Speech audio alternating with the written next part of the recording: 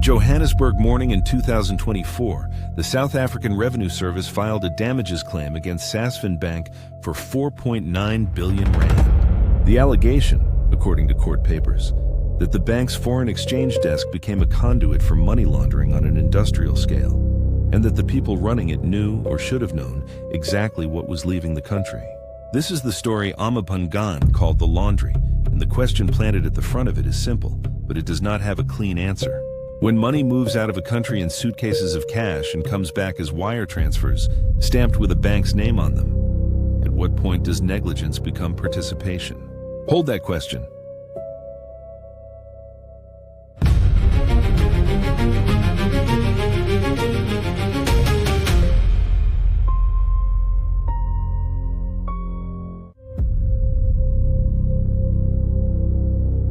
Sasfin is not one of the big four. It is a mid-tier Johannesburg bank listed on the JSE, headquartered in Sandton. For decades, it built a reputation in business banking and treasury services. Its forex desk, the unit that converted rands into dollars, euros, and pounds for clients moving money abroad, was, by all appearances, a quiet back-office operation. It was not quiet. According to the Amapangan investigation published under the title The Laundry, Sasfin Bank's Snake Pit, the desk processed transactions for a network of clients whose source of funds, the investigators found, was the South African illicit economy, untaxed cigarettes, cash businesses, and money attributed by SARS to entities linked to the Gupta family. At the center of the SARS claim sits Gold Leaf Tobacco Corporation. Gold Leaf is owned by Simon Rudland, a Zimbabwean businessman who survived an attempted assassination outside a Sandton office park in 2011. His business partner is Ibrahim Adamji. SARS has, for years, alleged that Gold Leaf moved enormous volumes of cash off the books. Cigarettes sold for cash, the cash never declared, the proceeds spirited out of the country. The question for SARS was always, how did the cash get out? The answer, court papers allege, ran through Sasfin. The head of Sasfin's foreign exchange desk during the relevant period was Brandon Marshall. According to the Amapangan reporting, the desk processed forex transactions for a cluster of intermediaries, small companies that, on paper, were buying foreign currency for legitimate trade purposes. On paper.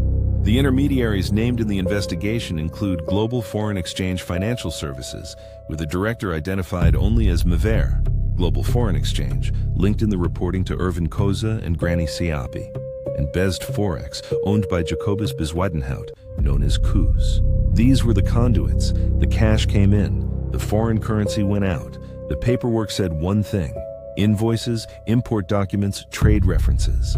SARS alleges the paperwork was fiction. The quiet floor of a Sandton bank, where the air conditioning hums above the desks and where the screens flicker with currency pairs and confirmation codes. This is where prosecutors say billions left the country dressed as ordinary business. The scale, according to the SARS particulars of claim, is 4.9 billion rand in damages, representing tax that SARS says it lost as a direct consequence of Sasfin's alleged failure to apply the controls it was legally required to apply. Under the Financial Intelligence Center Act, known as FICA, every South African bank is required to do three things: identify its customers, understand the source of their funds, and report suspicious transactions to the Financial Intelligence Center. SARS's case, as set out in court documents, is that Sasfin failed at all three, not occasionally, systematically. The Amapangan investigation goes further. It alleges that staff inside the bank were aware of red flags, transactions that did not match the stated business of the client, sums that did not match declared turnover, patterns that did not match anything legitimate, and that the red flags were either ignored or worked around. Sasfin, for its part, denies the claim. The bank has stated publicly that it acted within the law, that it terminated relationships with the implicated clients when concerns emerged, and that it will defend the SARS action vigorously. It has also pointed to its own forensic investigation conducted by external advisors, which the bank says found that the alleged conduct, if it occurred, was the work of rogue employees acting outside their authority. Rogue employees, that is the defense on the record. The SARS claim does not accept it. And this is where the story shifts from the desk to the architecture above it. The SARS particulars argue that the volume of transactions in question, the consistency, the patterns, the duration, could not, in the regulator's view, have escaped the attention of supervisors, compliance officers, and senior management. The claim names the institution, not just an individual. The attempted assassination of Simon Rudland in 2021 is part of the backdrop. He was shot multiple times outside a Sasfin building. He survived. The investigation into who ordered the hit has not produced a conviction. What it did produce was attention, journalistic, regulatory, and tax, on the business he ran and the banks that served it. Within 2 years of that shooting, the Sasfin forex story moved from rumor to court papers. In separate but related developments, the South African Reserve Bank's Prudential Authority imposed administrative sanctions on Sasfin in 2023 for breaches of the Financial Intelligence Center Act. The penalty totaled around 4.9 million rand, a fraction of the damages SARS would later claim, but a regulatory finding on the record that the bank's controls had not been adequate. That is the documented finding. A regulator, looking at the same desk, found enough to fine the bank. SARS then looked at the same desk and saw 4.9 billion in lost revenue. The gap between those two numbers is the gap this case is trying to close. In its own announcements to shareholders, Sasfin has disclosed the SARS claim, flagged it as a material risk, and warned investors that the outcome is uncertain. The share price has carried the weight of that uncertainty. The bank has also announced strategic decisions to exit certain business lines and to delist from the JSE, a process the bank has framed as commercial, but which sits against the backdrop of the litigation. A Johannesburg skyline at dusk, the windows of the financial district lit one by one as the trading day ends. Behind one of them, lawyers are still working on a 4.9 billion rand answer. And this is where the planted question returns. When money moves out of a country in suitcases of cash and comes back as wire transfers stamped with a bank's name on them, at what point does negligence become participation? The SARS case argues the line was crossed. The bank argues it was not. A court will eventually rule. What the record already shows is this.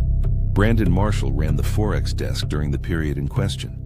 Simon Rudland and Ibrahim Adamji ran Gold Leaf Tobacco Corporation, the largest single client cluster in the SARS narrative. Mvere directed Global Foreign Exchange Financial Services. Koza and Siape are named in connection with Global Foreign Exchange.